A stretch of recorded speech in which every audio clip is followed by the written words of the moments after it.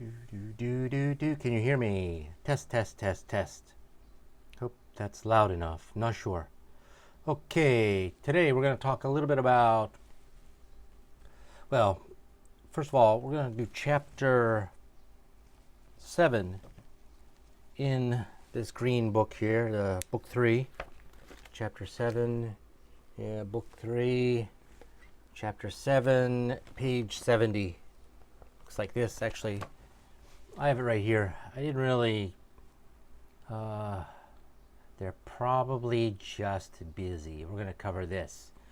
It's a pretty good chapter. I think I also want to talk a little bit about high context, low context cultures. High context, low context. Let's see, where is that written up here? High context, low context. I've talked a little bit about, well, especially with this book, I've been teaching you that, kind of concepts of politeness. It's how you say things. It's not necessarily what you say. I think that's kind of surprising, actually, in English. Usually people think of English as people are very direct. Say no much more easily. I mean, I think that's true. But still, I think there is always a context to the things you say. In English, you can't just say exactly what you think all the time. That might be too direct, right? It's more direct than Korean, I think, but there's still some indirectness when we speak, right? For example, let me just go over here. I think I've mentioned a lot of this kind of thing in this class, or in these little videos I'm making. We soften the words, right? We just don't say she's stupid, right? She's an idiot, or he's a fool, right? We tend to soften things, make them less direct, right?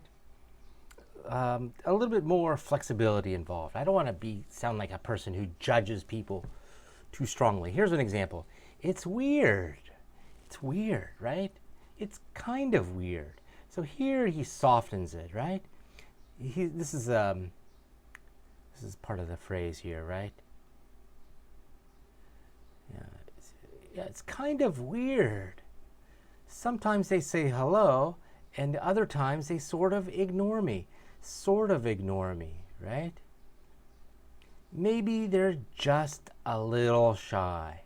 Here, a little softens shy, right? It just means that one reason is, you don't want to say, it's kind of weird. Sometimes they sort of ignore me. I don't want to say, hey, those people over there, they ignore me. I come off sounding like a little baby, right? Like a loser, right? Oh, they ignore me, right? No, I think what he wants to say is they sort of ignore me. That softens it so he doesn't come off as being too judgmental in the situation, right? So anyway, let's take a look at this conversation here first, and then I'll go back to high context, low context cultures. He says, that's the couple that moved in next door right here. These guys. That's the couple that moved in next door. He's talking. Yeah, they seem pretty friendly. Means she doesn't really know for sure, but they seem friendly. Pretty softens it, right? Yeah, it's kind of weird, though. Kind of weird. Sometimes they say hello, and other times they sort of ignore me. Sort of ignore me softens it. He's not sure that they're ignoring him. Also, he doesn't want to sound like a little whiny, they ignore me, right? Maybe they're just a little shy. Once again, she doesn't know for sure, right? Oh, I think they're probably just busy or stressed out. Just busy or stressed out. Yeah, well, who isn't these days? Actually, well, we know actually. She's providing kind of new or surprising information. Remember that? The woman is a bit more friendly. I've spoken to her a few times. We only talked about the weather, though. Here, though, where is that? Must be on the next page. Though, okay. You can use though to give a contrasting idea, right? We saw that before with at least, right? Well, my roommate is really noisy, plays, he's or he talks too much and blah blah blah blah. And you say, well, at least he's not, partying all the time, right? Stuff like that, right? So they seem pretty friendly. Yeah, it's kind of weird though. Oh, wow, I don't know why that doesn't come from that conversation. Anyway, though, you can use though to give contrasting idea. I'll have you do that probably in below the Facebook video. I'll just ask you some questions and you can say, well, I'm this way, but I also do this though. Right. Okay, so I've spoken to her a few times. We only talked about the weather though. Right? So yeah, she's more friendly. That's one idea, right? She's a bit more friendly. She's quite friendly. We only talked about the weather though, so it's kind of a drawback or a negative contrast to what she said earlier. That's how most of the people are in my building. I guess it's okay in a way. I don't like to get too friendly with the neighbors. Yeah, me neither. Okay, so they're just as bad. These two are just as bad as them, right? They don't want to get too friendly with people. They don't want to talk. They don't want to talk, get too close to the neighbors either. So they're kind of guilty of what they are criticizing them for, right? I think that's the idea here. All right, so let me go off. So my point here is, even in English, we do use softeners, right? Things to soften the language. But I want to mention in Korea, of course, that's much stronger. Let's see. I don't know if I want to use it. Oh, yeah, here we go. Here's the difference between a high context culture and a low context culture. I think Asian cultures are much more high context. I think Southern European cultures, Italy, are much more high contrast than Germany or Northern European. In the United States and Canada are also very much low context cultures, right? Norway, English-speaking countries are very low context. Excuse me. All right, so let me see how much time I got here. I think I'm wasting too much time. Oh no, we're okay. All right, so high context, low context, indirect. Okay, so high context, you might want to think of it as your family. High context, you might want to think of as your family. In your family, you use a lot of indirect, implicit messages. You guys have been together, even my family, right? Even my wife. Most families have very high context culture, very high context. You don't even need to say something. You can sort of guess what the other person, because you've lived together so long, right? But when you go to work or when you're talking to people you don't know, we tend to use direct, simple, and clear messages. Indirect, implicit messages. It's kind of like when you read a Korean newspaper, like the 중앙일보 or 한겨레, and you look at the editorial page, and it's always somebody talks about a problem in society, and they just talk around it. They kind of wander around the topic. They different ways. That's very high context. And at the very end, they say the government needs to resolve this problem as soon as possible. The government needs to take measures. The government needs to make a law. So, in other words, they talk around a subject, and then finally the main point is at the end. That's very high context culture. What I teach in my writing classes, and even in my philosophy class and other stuff, is I like kind of low context writing. That means put the main reason that you're, put the main point at the beginning and logically explain step by step why you think this way, right? So it's kind of a different cultural thing. In English, we like to put the main point at the beginning and then explain why. In Korean, as you guys know what I'm talking about.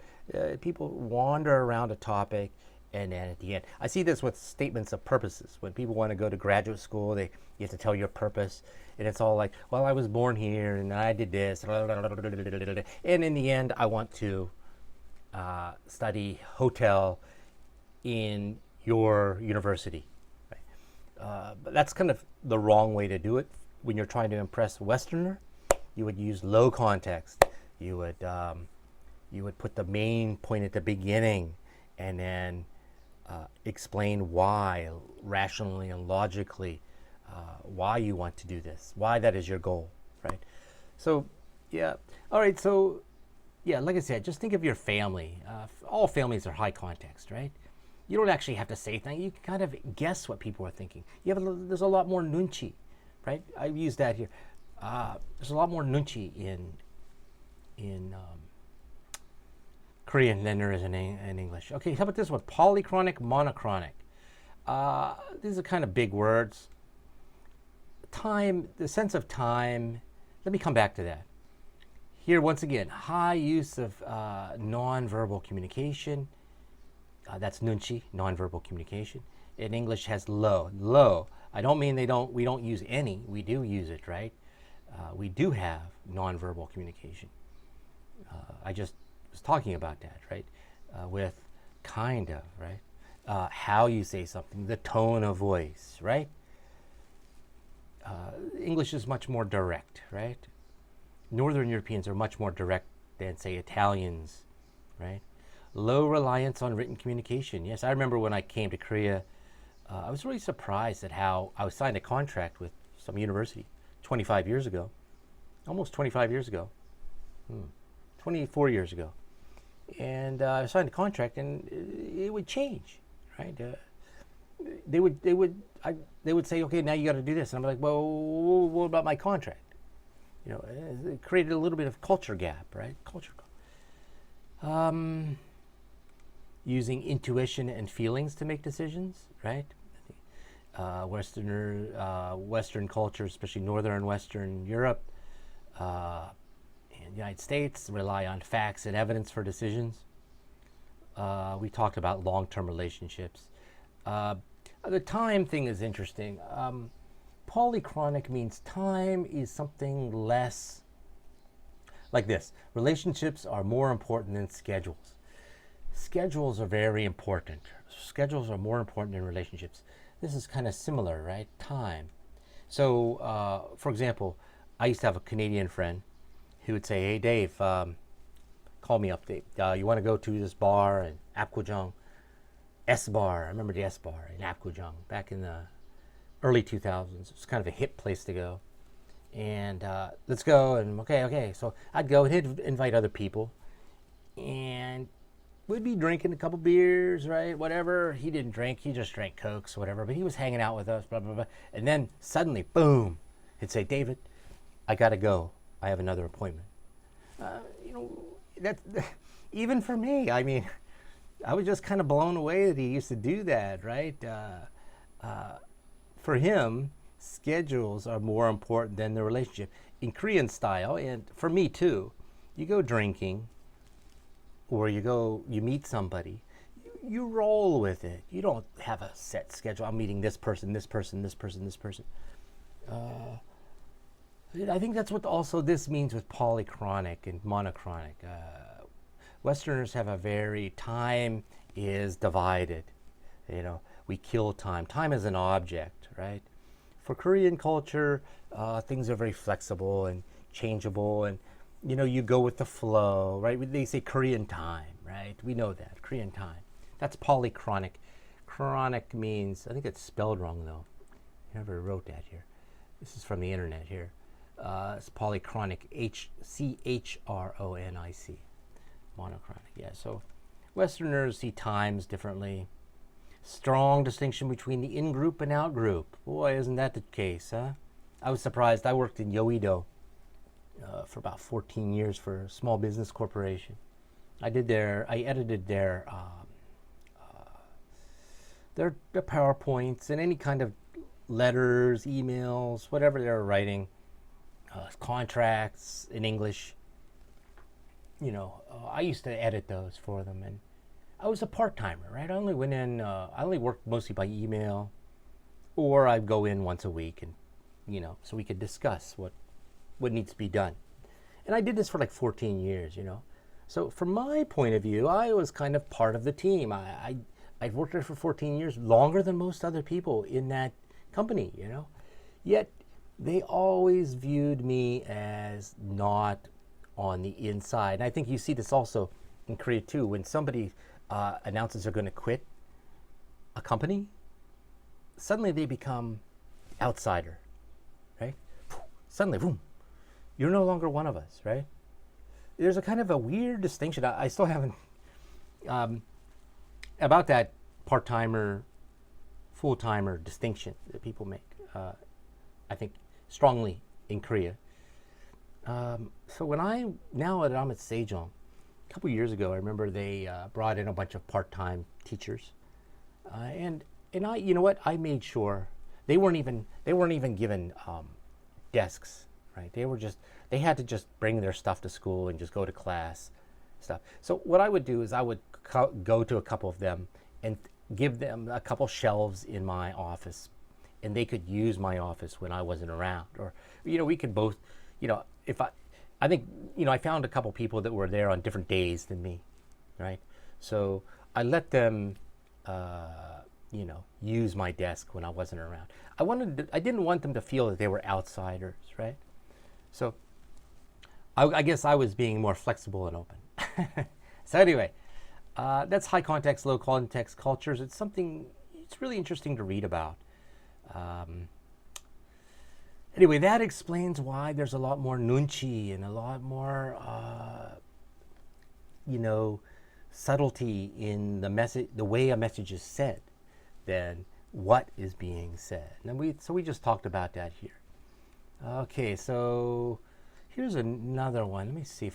Let's go down here. Let's keep using these. I guess. Soften their comment. I guess, yes, that's right. Here's another one, right?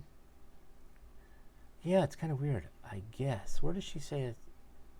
Where does she say I guess? I guess it's okay. I guess is another way to soften it, right? I guess they're probably, maybe, kind of, sort of. It's hard to read, isn't it? In a way. What's in a way here? Just in a way. Well, actually I've spoken to her a few times. Okay, I guess that's okay in a way. That's how most people are in my building. I guess that's okay in a way.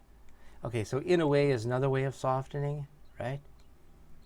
Yeah, there's a lot of them. I guess that's okay. You just don't want to say that's okay. You want to soften the statement. It's too over. I mean, it's okay generally, or it's okay in some circumstances. I think that's what he's saying here, right? All right, how about this one? My neighbors are unfriendly. How would you say? I mean, that's a strong thing to say, right? I mean, maybe it's a misunderstanding, right? You don't know for sure, right? You're not 100% sure. So you say, my neighbors are a little bit unfriendly. A little unfriendly. I don't think you need bit, right? My neighbors are a bit unfriendly. But yeah, a little. A bit unfriendly. A little unfriendly. That's okay. They think they're better than everyone else. Maybe goes right here, softens. That's a kind of a terrible thing to say, right? Maybe they think they're better than everybody else. But if I say maybe, it softens it a lot, right? It makes it socially acceptable to say something that kind of terrible thing to say. Okay, the people next door go to bed kind of early. They get annoyed when I Oh, they sort of get annoyed. They sort of get annoyed when I have parties, right? The people across the street are always looking outside of their window. They seem nosy. Nosy means, like, your neighbor, right? All neighbors is ajuma, right? Always kind of looking at your garbage, looking at your stuff, paying attention to, what you're doing, watching you all the time. Not minding their own business, right? Nosy, sticking their nose in your business. That's not a very nice thing to say, right? They seem nosy. They are nosy is very strong. They seem nosy, seems a little softer, but they seem a little nosy is much more soft, right? Much softer, sorry. I guess they don't have anything better to do. So I'm going to ask you, when you do your the questions at the underneath the video here, I'm going to ask you to use some of these when you talk about yourself. It's kind of bad manners to say, what's your strength? What's your strong point? I'm, a great listener. Right? It just seems like that weird. So I can say, I guess I'm a good listener, right? I'm probably a good listener, right? I'm a good listener in a way, right? These soft and kind of too strong statements, right? They don't have anything. I guess they don't have any. Or you can say, they don't have anything better to do, I guess. You can put "I guess" at the end too. Okay. The guy above me plays the drums too loud, a bit too loud. Plays the drums a bit too loud. It gets kinda noisy, right? It's your neighbor, after all, right? You don't want to sound like a big baby, right? So softens it to show that it's kind of his view of the situation, not 100% blaming the other guy. One of my neighbors is always coming over. It's irritating in a way. She's lonely. Oh, you don't want to say she's just lonely. I think she's probably just lonely. I think she's probably just a little lonely. She's probably just a little lonely. All right, I used three of them in one sentence, right? She's lonely. She's probably lonely. She's just lonely. She's probably just lonely, right? Right? I think she's just lonely. All right. I think she's probably just a little bit lonely. There, I got four in. Right? I think she's probably just a little lonely. That's very soft, right? Okay. Remember, talk about this. All right. We only got 2 more minutes left. Let's go through some of these things. Match each comment with a response that gives a contrasting idea. I want you to do this, so we need to do this. I always think it's nice to socialize with people you work with, right? I always think it's nice to socialize with people you work with. I always think it's nice to socialize with people you work with. It's not a good idea to date someone from work, though. There's the contrast, okay?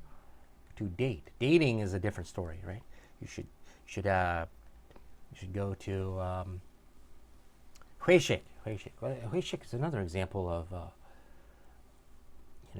high context culture, right? My wife works for General Motors out there in Incheon, GMK. Now, they don't have Huishik, right? They follow kind of the Western style there, right? A lot of bad things happen at Huishik. A lot of undesirable things, right? Forcing people to drink too much, that's high context culture. Women kind of get left out when there's a lot of drinking. That's high context culture. So you can see the General Motors tape brings kind of American values into General Motors, right? You can't just use the company card for boozing. Right? You can't. I like Huishik, though. I wish Sejong did more of that.